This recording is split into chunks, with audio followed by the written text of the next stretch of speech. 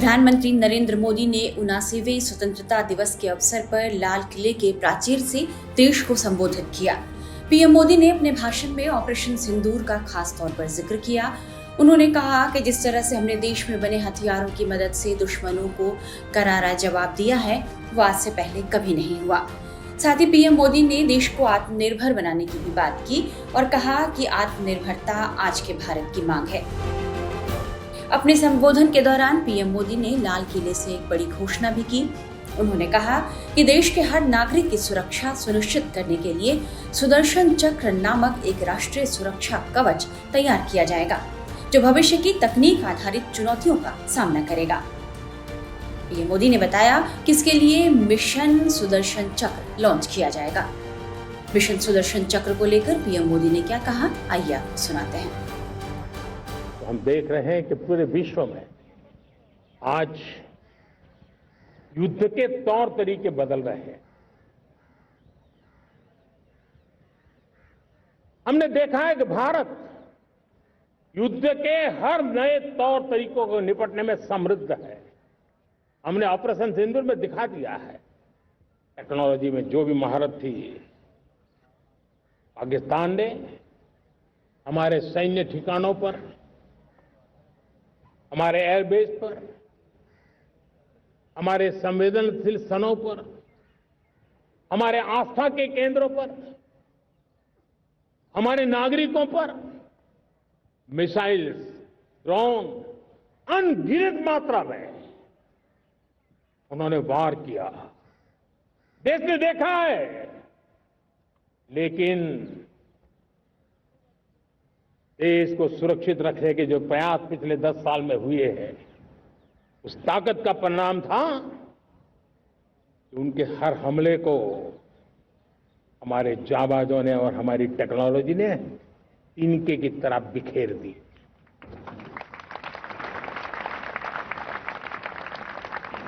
रत्ती भर नुकसान नहीं कर पाए और इसलिए जब युद्ध के मैदान में टेक्नोलॉजी का विस्तार हो रहा है, टेक्नोलॉजी हावी हो रही है, तब राष्ट्र की रक्षा के लिए, देश के नागरिकों की सुरक्षा के लिए हमें भी, हमने जो आज महारत पाई है, वो महारत का और विस्तार करने की जरूरत है।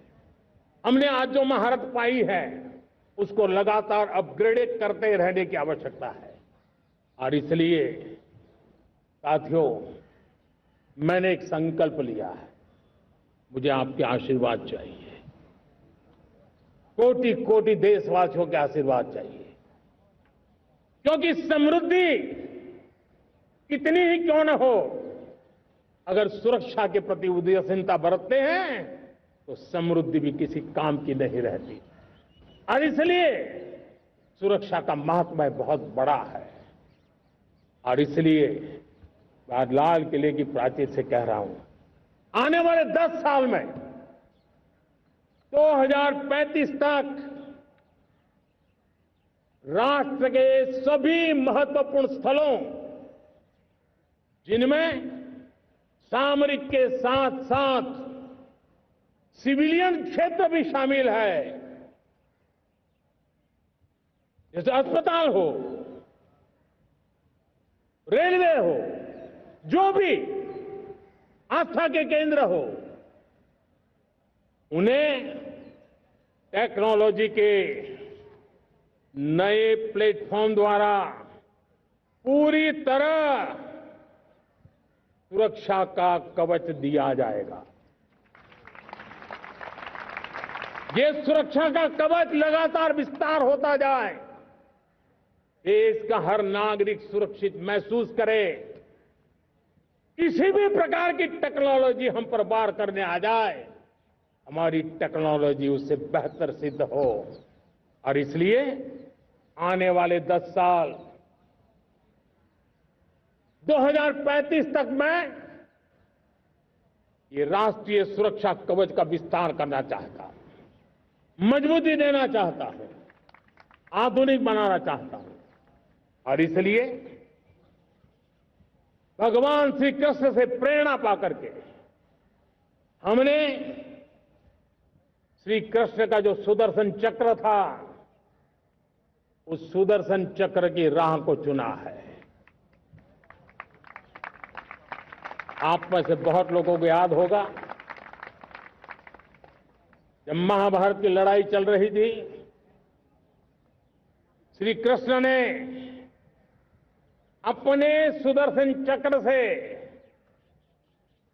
सूर्य के प्रकाश को रोक दिया था और दिन में ही अंधेरा कर दिया था। सूर्य प्रकाश को सुदर्शन चक्र से रोक दिया था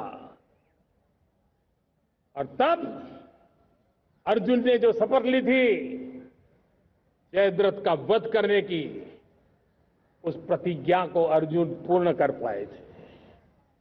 वो सुदर्शन चक्र के पराक्रम और रणनीति का परिणाम था। अब देश सुदर्शन चक्र मिशन लॉन्च करेगा।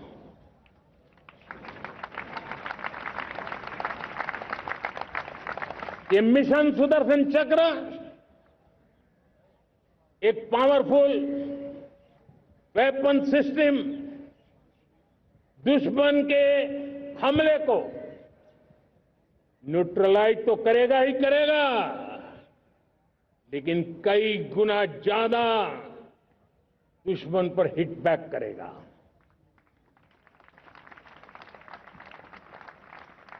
हमने भारत के इस मिशन सुदर्शन चक्र के लिए कुछ मूलभूत बातें भी तय की है। आने वाले 10 सालों में हम उसको प्रखरता से आगे बढ़ाना चाहते हैं। एक तो ये पूरी आधुनिक सिस्टम, इसके लिए रिसर्च, डेवलपमेंट, उसकी मैन्युफैक्चरिंग हमारे देश में ही हो, हमारे देश के नौजवानों के टैलेंट से हो, हमारे देश के लोगों के द्वारा बनी।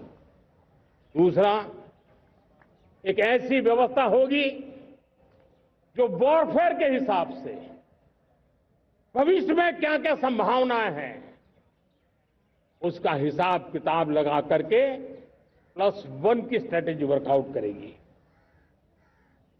और तीसरा, सुदर्शन चक्र की एक ताकत थी, वो बहुत ही प्रिसाइज, जहां जाना था वहीं जाता था और वापस श्री कृष्ण के पास लौट के आता था। हम इस सुदर्शन चक्र के द्वारा भी टारगेटेड प्रिसाइज एक्शन के लिए भी व्यवस्था को विकसित करने की दिशा में आगे बढ़ेंगे। और इसलिए युद्ध के बदलते तौर तरीकों में राष्ट्र की सुरक्षा, नागरिकों की सुरक्षा के लिए मैं बड़े प्रतिबद्धता के साथ इस कार्य को आगे बढ़ाने के लिए वचन देता हूं।